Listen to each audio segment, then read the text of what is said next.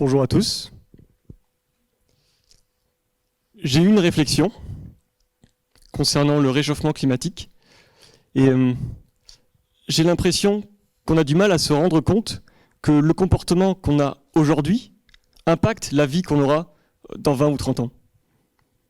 Et dans le même temps, c'est comme si on avait du mal à s'imaginer qu'on va vivre dans 20 ou 30 ans. Autant le défi du siècle dernier, c'était les grandes guerres, autant le défi de notre génération, c'est la crise écologique, le réchauffement climatique, et notamment sortir du pétrole. Alors, pour remplacer le pétrole dans la mobilité, notamment les véhicules, eh bien, il y a l'hydrogène, par exemple, même s'il existe d'autres solutions, bien sûr, mais l'hydrogène, c'est vraiment la solution que je préfère, déjà parce que je trouve que c'est la plus belle, et puis pas de production de CO2, pas de consommation de lithium, haute densité énergétique, facilement stockable, sauf que l'hydrogène n'existe pas pur à l'état naturel, il faut le produire. Et actuellement, on le produit avec du pétrole.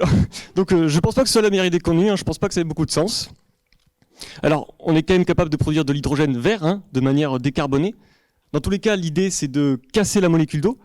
Moi, je m'intéresse à la production d'hydrogène grâce au soleil, mais on pourrait très bien en produire avec de la chaleur ou de l'électricité, sauf que le soleil, c'est une source d'énergie gratuite et infinie, alors profitons-en. Donc, pour produire cet hydrogène, j'utilise des particules de photocatalyseur. On peut le voir comme de la poudre de cacao, ok ? Sauf que c'est de la poudre de sulfure de cadmium, et puis c'est jaune et pas marron.